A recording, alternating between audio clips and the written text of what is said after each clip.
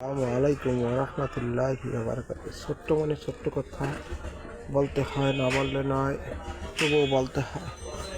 বাংলাদেশের বর্তমান রাজনৈতিক পরিপ্রেক্ষিতে বাংলাদেশে দুটি শ্রেণীতে বিভক্ত। আর এখানে রয়েছে বাংলাদেশে যারা রাজনীতি করে তারা দুই শ্রেণীতে বিভক্ত হয়েছে, একটা পাকিস্তানি আর একটা হলো ভারতীয়। চারটি দল বাংলাদেশের ঊর্ধ্বতমুখী দল, তারা সবাই কী করে? দালাল। যারা রাজনীতি করে তারা দালালি করে। যেমন আওয়ামী লীগ, বিএনপি, বিভিন্ন দল আছে ভারতে। আর কিছু কিছু দল আছে যেমন জামাত ইসলাম, অন্য কিছু দল আছে তারা পাকিস্তানপন্থী। এখন এই দুই ভাগে বিভক্ত। যারা রাজনীতি করে ওদের নেই কোনো নিয়ম নীতি, এখন একটা পরে আর একটা, মুখে বলে একটা, কাজ করে আর একটা। ইসলাম বিরোধী, কেউ কেউ বলে যে ইসলাম বিরোধী কিছু করবো না, কিন্তু আবার কেউ ইসলামের নাম ভাঙ্গাই খায়। এখন নাম কাউকে নির্দেশনা করবো না। এখন বাংলাদেশটাকে রক্ষা করতে হবে। বাংলাদেশটাকে রক্ষা করতে হলে কী কী করতে হবে, কোথায় ভোট দিতে হবে, কী করতে হবে। না মানে 1971 সাল, আর হা মানে 24 সাল। এখন কোথায় ভোট দেবেন, কাকে আনবেন? মুক্তিযোদ্ধার পক্ষে দুটি দল, একটি আওয়ামী লীগ, একটি বিএনপি। বাকি যারা তারা আঙ্গুল চুষি, খুশি খুশি। এই দালালগিরি এদেশে চলবে না। সবাইকে সতর্ক করে বাংলাদেশকে লাল সবুজের পতাকা যারা আনছে তাদের দিকে লক্ষ্য রাখতে হবে, যাদের অবদান আছে পাশাপাশি তাদের দিকেও লক্ষ্য রাখতে হবে। ছাত্ররা আন্দোলন করেছিল গণতন্ত্রের জন্য, সেদিকেও লক্ষ্য রাখতে হবে। ভোট কাকে দিতে হবে, যে ভোট পাওয়ার উপযোগী তাকে ভোট দিতে হবে। কোনো কোনো ক্ষেত্রে কিছু কিছু দলীয় লোক আছে 71, প্রথম লক্ষ্য রাখতে হবে যে 71 ঠিক আছে কি না, লাল সবুজের পতাকা ঠিক থাকবে কি।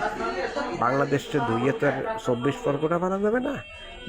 বাংলাদেশই থাকবে। কেউ নতুন বাংলাদেশ, প্রথম বাংলাদেশ, শেষ বাংলাদেশ, এগুলো না।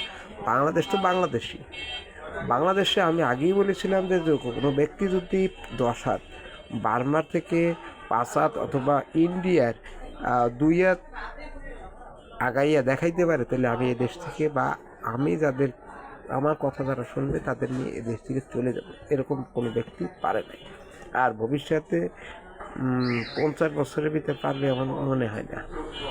তো অত ছাগলের বাচ্চার মতো এখন কি বাড়াইলে হবে আর লাফাইলে হবে তা নয়।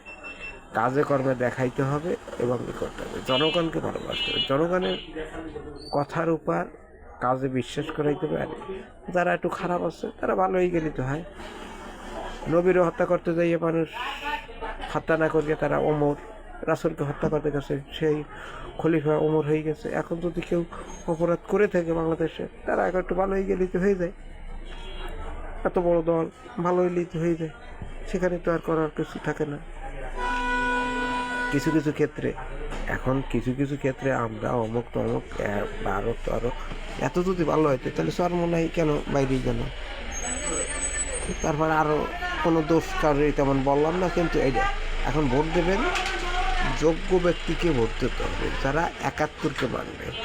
আর যারা ভোট দিতে চান না, না আপনাদের ভোট দিতে হবে, কারণ ভোট দিয়ে 71কে বাঁচাইতে হবে। পরবর্তীতে আন্দোলন করেন, সবাই 71 মিলে করেন, যা করেন করছেন। আওয়ামী লীগের বিরুদ্ধে লড়ছিল, এ কথাটা মনে রাখতে হবে।